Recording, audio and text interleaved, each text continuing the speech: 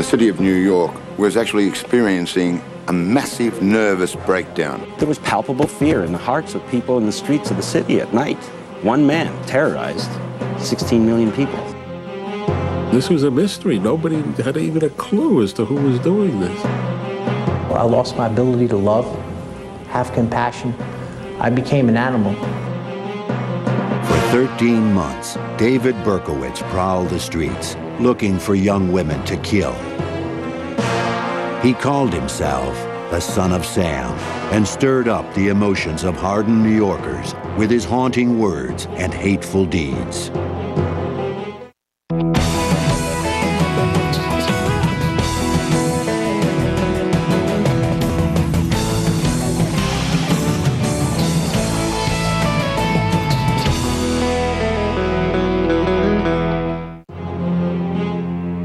On Christmas Eve, 1975, David Berkowitz attacked a 14-year-old girl with a knife.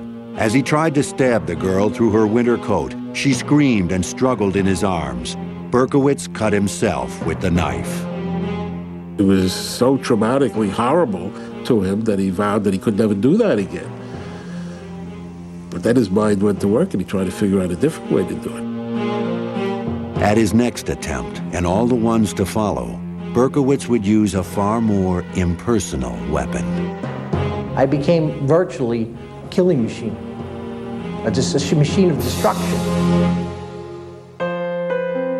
In the summer of 1953, Pearl and Nathan Berkowitz adopted a 3-day-old boy and brought him home to their small apartment in the Bronx. Little David was a blessing because the couple couldn't have children of their own. One of David's earliest memories was his parents telling him that he was adopted and that his real mother had died giving birth to him. Every time he and his parents would pass the Bronx County Courthouse where the surrogates court is located, they would point to it, tell him that that's where the judge awarded him to them because they loved him more than anybody in the world. Nathan Berkowitz worked 6 long days a week running a hardware store. Pearl was a homemaker who loved to show off her little boy. While David's childhood seemed normal enough, including Little League and occasional trips to Yankee Stadium with his father, David sensed early on that there was something wrong, something he could not express. My parents had such great hopes for me. They tried to raise me as best as I could, you know, and they fed me and clothed me and gave me love, but there was just something in me that would not respond to that love and pushed it away. I was so self-destructive. When David fought with other boys in the neighborhood, they would taunt him saying, "You're not a real kid, you're adopted." Maybe it's sort of like a Pinocchio sense, you know, he was trying to be this real, live, biological boy, and somehow knowing that he was adopted made him feel less than genuine from day one. Worse than the shame he felt over being adopted was his guilt, knowing that his biological mother had died in childbirth. He would lie awake at night, fearing that his father was going to come and murder him in his bed because he had killed his biological mother.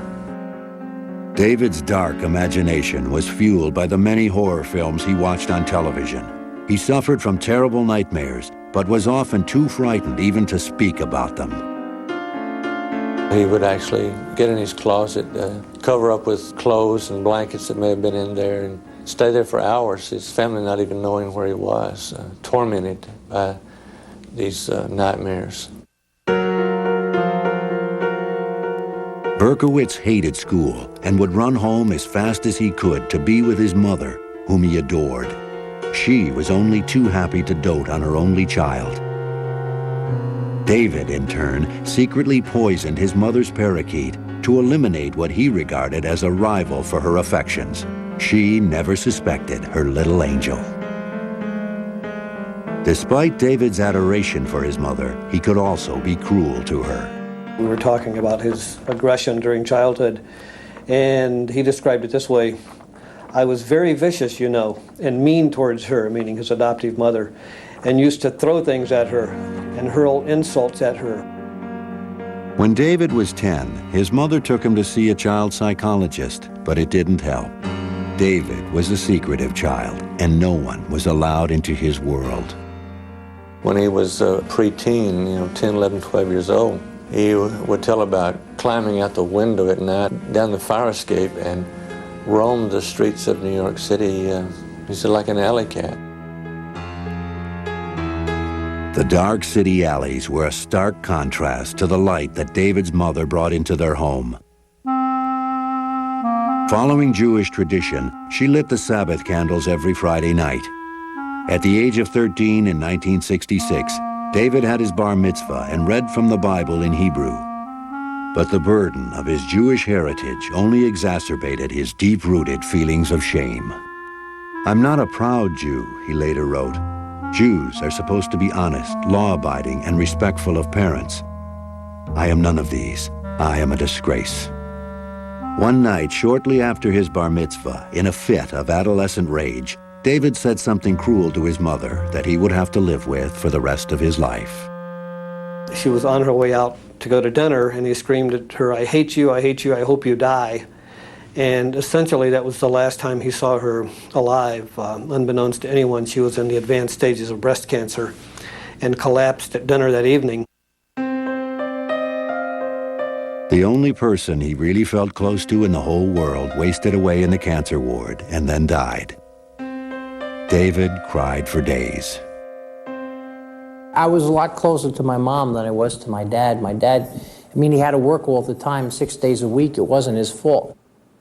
And then I had trouble, lots of trouble all through my youth, emotional problems and things, mental problems. And when she died, of course, then I lost everything. David's loneliness intensified. He was extremely shy and blushed easily, especially around girls. He would ride his bike for hours, often to his mother's grave. He lingered in the cemetery, fascinated by the tombstones of people who died young. He wondered if the girls had been pretty. My dad used to cry and plead with me to come and talk with him. And he says, I don't even know you. You're my son. You're like a stranger. That's just the way I was. I don't know why. It was just these blocks that were up where I just didn't want to share nothing that was on my mind, nothing that was on my heart. I was a closed book, and that was that. Because of his chronic truancy, David barely graduated from high school. In 1971, the 18-year-old Berkowitz enlisted in the Army. He was full of patriotic fervor and fantasized about dying a heroic death in Vietnam. Instead, he was shipped to Korea and qualified as a sharpshooter with an M16 rifle. He tried to find a girlfriend among the Korean prostitutes who hung around the base, but he found the effort degrading.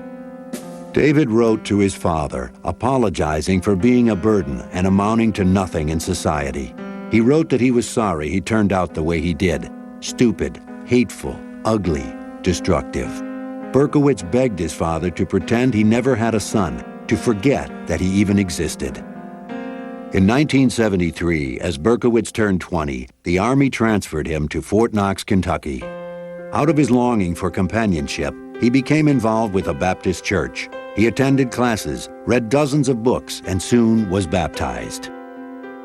He was particularly impressed about how families were together on Sundays and when they prayed together. And he wanted this to be part of this group very, very much. All the preaching about evil, sin, and eternal damnation, however, constantly reminded Berkowitz of the bleak future that awaited him in hell. His religious fervor quickly extinguished. Berkowitz was also discovering that the Army was no place for him. After a series of disciplinary problems, he was discharged in 1974 and returned to New York. Eager for a fresh start, he enrolled at Bronx Community College. His father, too, had made a fresh start. Nathan remarried and decided to move to Florida and retire.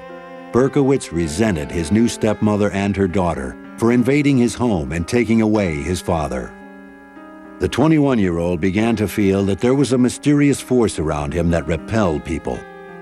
He referred to himself as der Schmutz, Yiddish for dirty one. His world was rapidly shrinking. Berkowitz moved into his own apartment and got a job as a warehouse security guard on the docks of the west side of Manhattan. From the depths of his loneliness, he began to think about the birth mother he never knew, the one whose death weighed on his conscience. Berkowitz would soon unravel the mystery of who he really was. What he found would propel him onto the street in search of blood. David Berkowitz began a desperate quest at the age of 21 to find out exactly whose son he really was. But instead of saving him from his misery, his journey to discover his birth parents would launch Berkowitz on a year-long killing spree.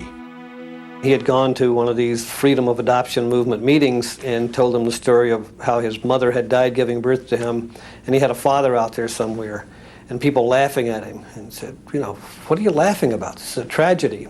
My mother died. They said, man, that's what they tell all of us. Berkowitz called his adoptive father, Nathan, and demanded the truth. Nathan broke the news that David's birth mother was in fact alive. He explained that the adoption experts had advised against revealing the truth. Berkowitz was stunned. In an instant, he was delivered from a lifetime of guilt. He had not caused his mother's death after all. Berkowitz's adoption papers said that his real name was Richard David Falco, and that his parents were Betty and Tony Falco. He searched for them for months, but he kept hitting dead ends. Frustrated and lonely, Berkowitz, who had tried during his army years to find comfort in religion, now joined a cult of Satan worshippers. Berkowitz enjoyed the late-night rituals in the woods, the chanting, the drugs, and the opportunity to meet girls. He connected easily to the dark forces that the group worshipped. He even made a blood pact to serve the devil. I was chanting the names of Lucifer over and over, and I was calling out to him. I said, son of the morning, and prince, my Lord, come into me right now, take control of this vessel. And I felt like I was being emptied of my own personality, and that something else somehow was coming in. The group gave Berkowitz a sense of belonging to a family, and he eagerly accepted their mission. His other mission, to track down his biological parents, was finally accomplished after a year of searching. When he first spoke on the phone with his birth mother, Betty Falco, David's expectations soared. At last, he had found his normalness, his biology, the reason for his existence. And what he thought would be this glorious moment when he would find his real live mom and they would fall lovingly into each other's arms, turned into one of the moments, if not the moment, of his greatest disappointment. Berkowitz had fantasized about meeting a beautiful woman. What he found was a totally ordinary person, what he described as a nervous and frightened little woman. Betty apologized profusely for abandoning her little Richie. I remember him mimicking her and saying, "Oh, Richie, I'm sorry, in this sort of high, whiny voice, and putting his hands over his ears as he did that to try to shut out the sound that he recalled her making. Berkowitz hid his disappointment and told Betty that he loved her and forgave her because he knew she must have had a good reason for giving him up. Betty revealed to David that Tony Falco wasn't his real father. Betty Falco had secrets too. Betty, a daughter of poor Jewish immigrants, had married Tony as a teenager. After they had a daughter named Rosalind, Tony left Betty for another woman.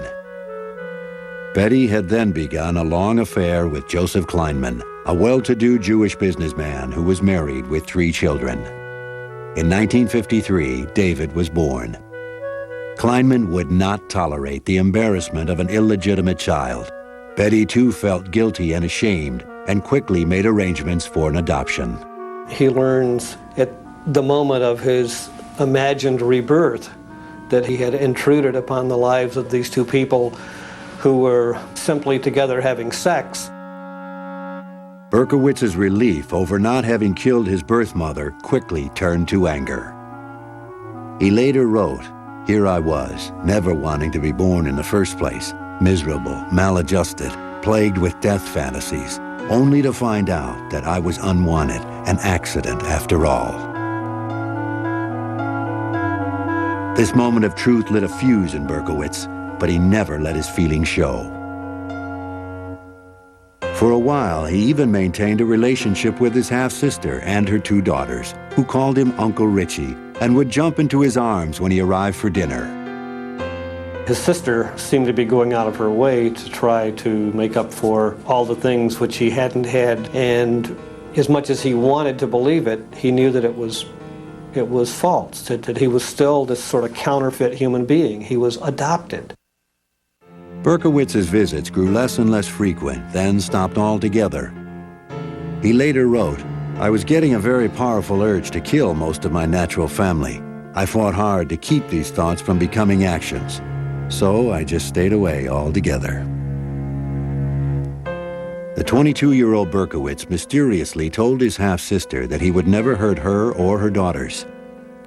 Instead, on Christmas Eve 1975, Berkowitz attacked a 14-year-old girl in the Bronx with a small knife. The rage David had managed to keep under control for so long was starting to crack through his quiet exterior. The attack was too close a physical encounter for the withdrawn Berkowitz. The girl fought back, screamed, and escaped. Berkowitz decided that next time he'd use a gun. That Christmas Eve, a serial killer was born.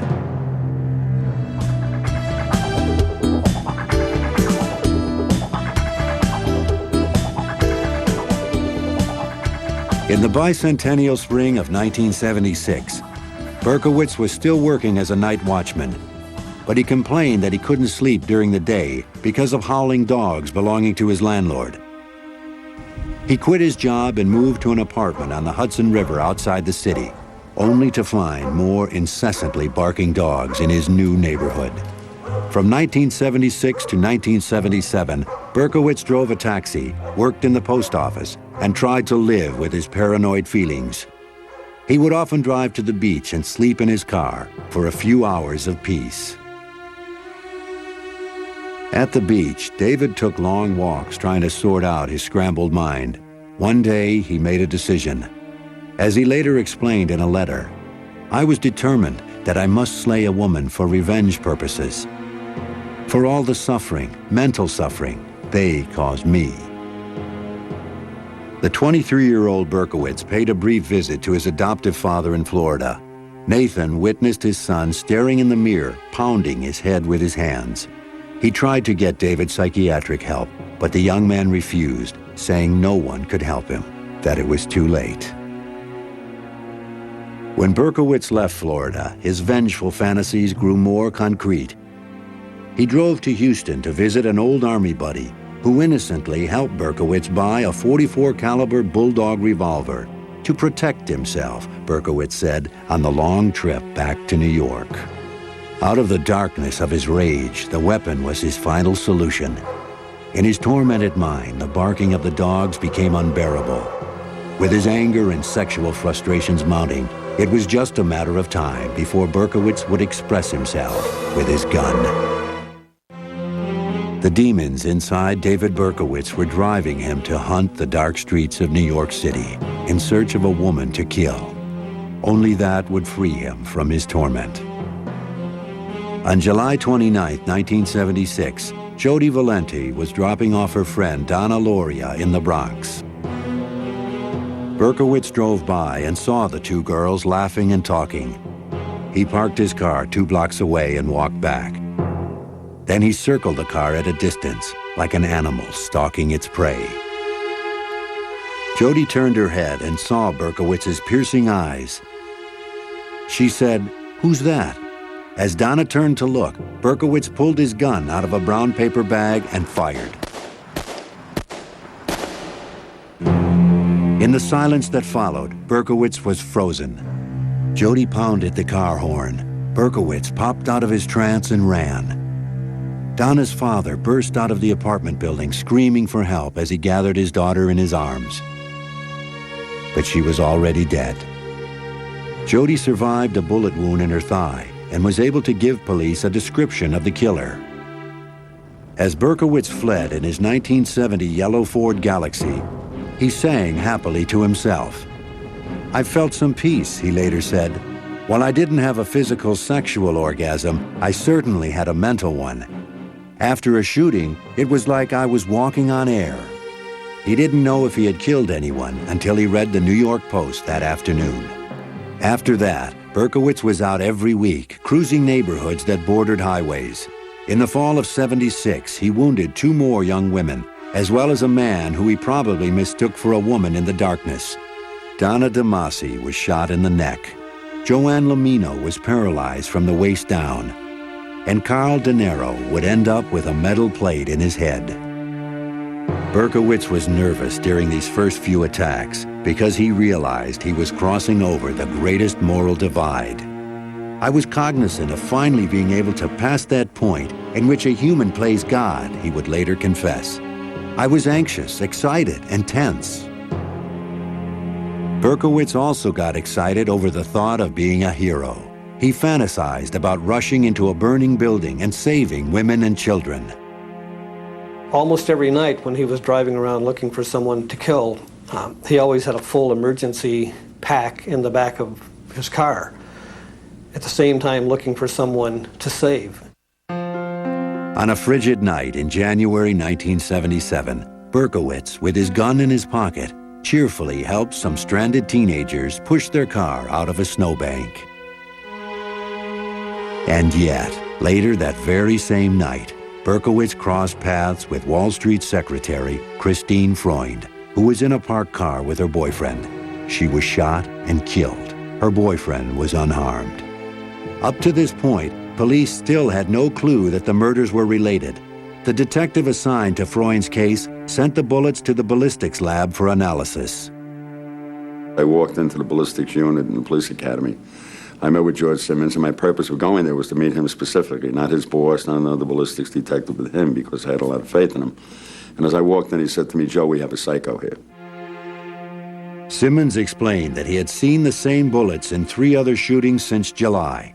He was convinced they all came from the same rare kind of pistol, but he couldn't prove it yet. The 5th attack took place on March 8th, 5 weeks after the murder of Christine Freund, and less than 100 yards away in Queens. Virginia Voskerichian, a college student, had come to the U.S. with her family from Bulgaria, and only a year before had been made an American citizen. It was 7:30 in the evening when she was walking home from classes. This guy walks up to her, and she sees the gun in the face and puts her school books in front of her. And he fires through the school books and puts a bullet in her brain. This time, police were able to match the bullets to the first murder. No one could deny that there was a serial killer on the loose. The police dubbed him the .44 caliber killer and braced for him to strike again. Panic seized the city. Women cut their hair short and dyed it blonde because they thought the killer was gunning for long-haired brunettes. I thought about the .44 caliber killer every day since it happened. I go to beauty school up the block, and most of the girls are wearing their hair up because they're afraid of the .44 caliber killer. They wear it up. One thing that I really don't do anymore is sit in parked cars. A month after Virginia was murdered, in April 1977, Berkowitz wrote his neighbor, Sam Carr, a very sober letter saying he would take legal action unless Carr took care of his howling dog. In this letter, Berkowitz revealed his longing for companionship, writing about a wife who didn't exist. He explained that he and his wife tried to take time off to be together. Just the 2 of us, he wrote, to sleep late, to make love, to read, etc. But the barking and the howling continued, and we had no peace. Berkowitz got no response from Sam Carr. The following week, he was on the hunt again. At 3 a.m. on April 17th, he was headed home when he saw 2 heads over the seat of a car. This was probably the worst night of my career. I was in charge of the nighttime detail. Got right back in again. And we always felt, in investigating homicides, people are creatures of habit. So we always cover the areas where they already hit. Less than 4 blocks from where Donna Lauria was killed, Berkowitz waited as a patrol car passed by and disappeared. He walked toward the car, dropped a note at the scene, and then fired. Valentina Suriani and Alexander Esau were both shot and killed instantly. The note Berkowitz had dropped at the crime scene was the first solid lead for the police. It said, "I am deeply hurt by your calling me a woman hater. I am not, but I am a monster. I am the son of Sam."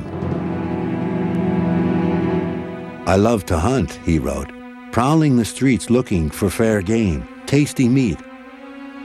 I don't want to kill anymore. No, sir, no more, but I must honor thy father. I want to make love to the world. I love people. I don't belong on earth." He ended with a warning. "Let me haunt you with these words. I'll be back. I'll be back." Berkowitz had raised the stakes and police responded. A task force was formed to coordinate the search for the killer. It was the most extensive manhunt in the history of New York. Somebody came up with the theory that the MO of this particular shooter was exactly the same as a scenario on Starsky and Hutch. We sat and watched every Starsky and Hutch episode. That's how minute we got about this thing. A few days after Valentina and Alexander were murdered, Berkowitz wrote another letter to Sam Carr, saying that his life was destroyed and he had nothing to lose anymore. "I can see there shall be no peace in my life until I end yours." A week later, Berkowitz shot and wounded Sam Carr's dog. The New York papers appealed to him to turn himself in. Berkowitz responded with a dark, chilling poem to the Daily News. It read, "Hello from the gutters of New York City, which are filled with dog manure, vomit, stale wine, urine, and blood.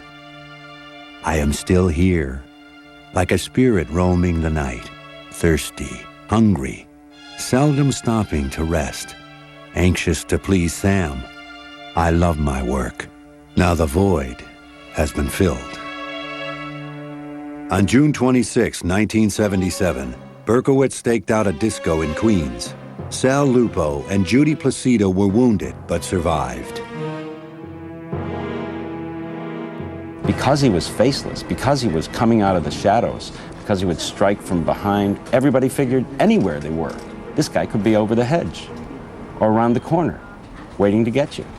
There was palpable fear in the hearts of people in the streets of the city at night.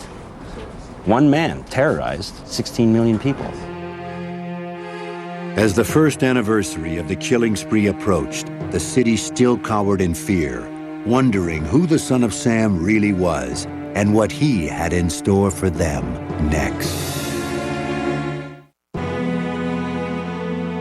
By July 1977, as the first anniversary of Donna Lauria's murder approached, one paper boldly proclaimed, "Death Day." Another asked, "Tell us, Sam, what have you planned for us tonight?" The streets were eerily quiet on the night of July 29th, and it passed without incident. 2 days later, on July 31st, Stacy Moskowitz and Robert Violante went out on a date in Brooklyn. Before Stacy left, she and her sister joked that the odds of crossing paths with the son of Sam were 1,000,000 to 1. That night, Berkowitz was hiding in the park as Stacy and Robert parked their car. He watched them as they played on the swings. Back in their car, they were kissing passionately. Berkowitz fired 4 bullets into the passenger side window. He stood there mesmerized and then ran. Robert Violante lost one eye and was partially blinded in the other. Stacy Moskowitz lived for 39 hours and then died. The entire city felt they'd lost a child. And the atmosphere the next day of the city changed from this terror to an anger and sympathy. You know, we're going to get you, you son of a bitch. Whatever happens, we're going to get you. By now, Son of Sam was so notorious that Stacy's murder made headlines all over the world. What he was doing was manipulating, dominating, and controlling society. And now this insignificant nobody, someone who feels like he's one grain of sand on a beach with billions and billions of grains of sand, he is important, and he finally has arrived. It was only then that the son of Sam gave police the clue that would lead to his arrest. The night he killed Stacy Moskowitz, Berkowitz watched the police write him a ticket for parking his Ford next to a fire hydrant. A week later, he dutifully paid the ticket by mail. The police traced the license plate cited on the ticket to the name David Berkowitz. They quickly discovered that he had been sending harassing letters to a number of people, and that a man named Sam Carr claimed Berkowitz had shot his dog. Out of a pile of hundreds of tips and complaints from the public, Berkowitz's name appeared 3 times. On August 10th, 1977, a large team of detectives staked out Berkowitz's apartment. The end was anticlimactic. Berkowitz walked out of the apartment building with a brown paper bag and got into his car. A detective approached the car and told him to freeze. Berkowitz turned around and said, "Well, you finally got me." The officer asked, "Who do I have?" Berkowitz said matter-of-factly, "The son of Sam." On the seat next to him in a brown paper bag is the .44 caliber gun that did all the shootings. No resistance, no shootout, no nothing. You got me. You got the son of Sam. The police brought him in for questioning, and the media descended on them. He came almost in a spotlight. There was a surreal feeling about it. We're finally putting a face to horror and terror. Berkowitz confessed to all of the son of Sam murders, revealing details that only the killer could know. He enjoyed talking about it. He enjoyed being able to give us what we and he only knew.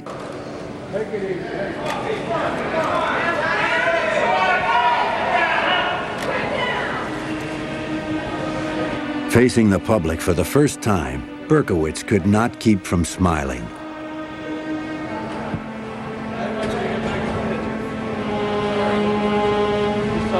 Berkowitz showed no obvious sign of his dark, vengeful interior. He was cooperative and polite.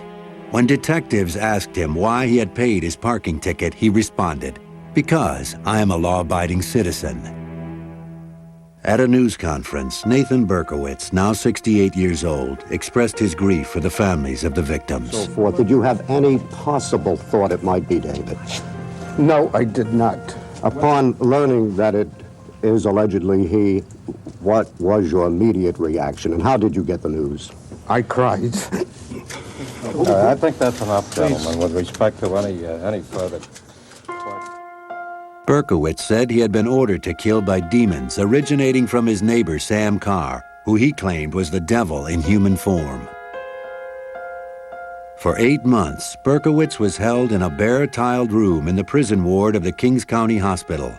A hearing was scheduled to determine if he was mentally fit to proceed to trial. During the first few weeks of his incarceration, guards reported that the son of Sam ate like a horse and slept like a baby. He rarely got upset and seemed to be indifferent to his plight. In tape-recorded interviews with psychiatrists, the son of Sam tried to explain himself. And I had nothing against these victims. Who were these people to me? They were just people. I didn't hate them. I wasn't angry against them. So why did you do it? Well, Sam did it through me. He used me. He made me go out there and do it. I did it for him, for blood. Right outside Berkowitz's window at the Kings County Hospital, a death rally was staged.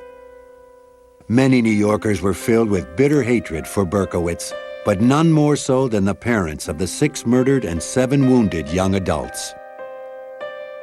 After I saw what had happened to my boy's left eye, I had wished that his eyes could be taken out of his head for Robert's sake. And I hope he lives a long time with this in his heart. And I hope he never has a minute's peace. Never. Never.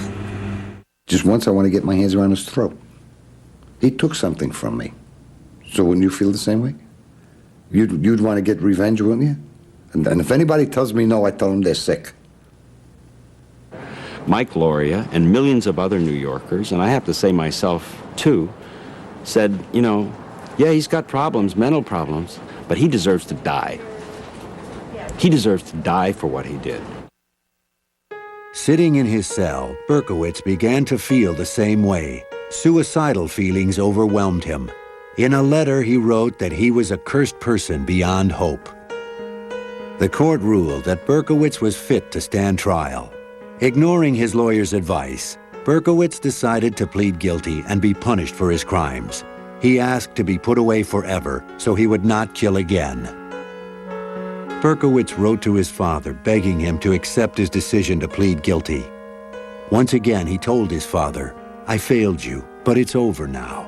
Please, let me have a little peace." In May 1978, the son of Sam pleaded guilty to 6 murders. A few weeks later, on the day of his sentencing, David threw a tantrum and broke the restraints on his straitjacket. The officers subdued Berkowitz and brought him into the courtroom. They bring him into court, and he's subdued, but he looks around, he spots Nasa Moskowitz, and he starts yelling at her, "Stacy was a whore! Stacy was a whore!" Before they could drag him out, Berkowitz screamed, "That's right, I'd kill her again. I'd kill them all again." Nasa Moskowitz was standing up screaming at him, "You son of a bitch, you killed my daughter, you're gonna get killed yourself." It was an astounding moment. Berkowitz was dragged from the courtroom biting and kicking. The sentencing was postponed. On June 13th, a greatly subdued Berkowitz stood before the court. The judge said, "It is this court's fervent wish that the defendant be imprisoned until the day of his death." The judge added that Berkowitz was an animal, and he wished he could have given him the death penalty. He was sentenced to 6 25-year-to-life consecutive terms and began his incarceration at the notorious Attica prison in upstate New York. The following year, in February 1979, Berkowitz announced that he had made up the story about the demons. At a press conference from Attica, he said he never heard voices, he was not insane, and he wanted nothing except to be left alone and to spend the rest of his life in prison. Later that same year, Berkowitz was almost killed by another inmate.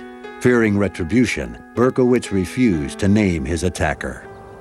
Following the attempt on his life, Berkowitz seemed to become more introspective about his crimes. He wrote in a letter that he did hate women, especially women who dance, he wrote, "I hate their sensuality."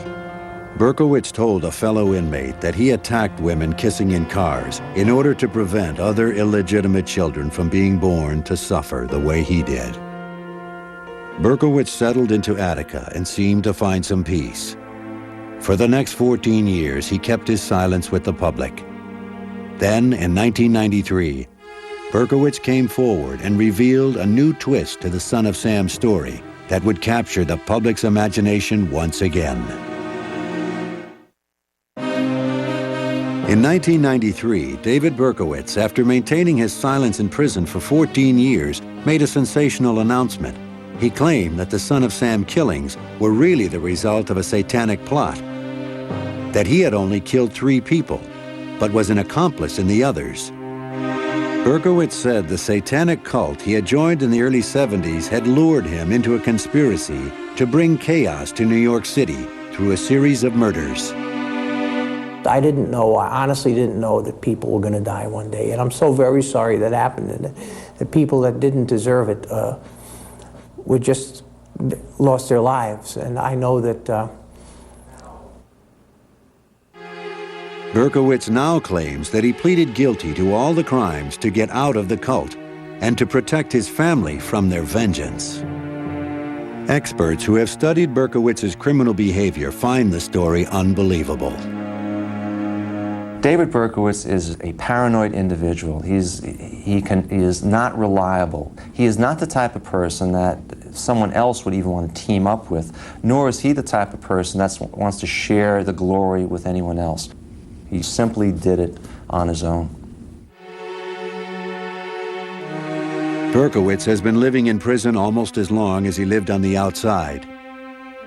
In 1987, he moved to his present home at the Sullivan Correctional Facility, a super maximum security prison for notorious felons. Prison is a place of oppressive darkness. There's nothing here. Just lonely, broken men whose dreams have died. That's all that's here. It's like a hell. I started reading my Bible and Jesus set me free. A Baptist minister named Don Dickerman took it upon himself to teach Berkowitz about forgiveness. Actually, I wrote David a letter in 1978 and basically said, David, God still loves you and Jesus can save you. Amen. Dickerman later formed a friendship with Berkowitz. Love you. I love you too. Love you too. In 1987, Berkowitz claims to have had a religious awakening and now calls himself the Son of Hope. His born-again testimony has been distributed around the world. This heaviness, these heavy chains, these invisible shackles, these mental chains that I was wrapped around, see, for years and years, just kind of snapped. Berkowitz works as a chaplain's clerk in the prison and is the only inmate allowed to work in a special cell block with fellow prisoners who have emotional problems and learning disabilities. They need some help. They need someone to talk to, someone to help them make their bed and get them dressed and so forth, someone to be a friend and listen to them when they have their problems. And that's my job. I work with the guys as I have like a ministry of caring to them. Some people doubt the sincerity of Berkowitz's religious awakening, saying that he is putting on an act for the parole board and the rest of the world. David Berkowitz is sitting in jail today, hoping and praying that he can get out. And I know if you would release him, God forbid if we ever did, and we never should, but if you would release him tomorrow, he would drop that religion. Berkowitz, however, knows he will never be released. He says that the idea that God recognizes him and listens to him is the only reason he has to keep living. David understands that people are skeptical, but I don't think he expects that people will ever forgive him. Maybe some. He knows the state will never forgive him, but he knows God has forgiven him, and he's forgiven himself. I would like to think that God has allowed me the opportunity to make my life count now, to give me some meaning and purpose, which I have been searching for so long. I'd like to think that somehow that the past could gradually be wiped away. In prison, ironically, Berkowitz appears to have found the surrogate family he was searching for throughout his early life. Through his crimes, he acted out a dark fantasy and terrorized the city. Now he wants to be known as the Son of Hope, but he will always be a prisoner of his own creation, the Son of Sam.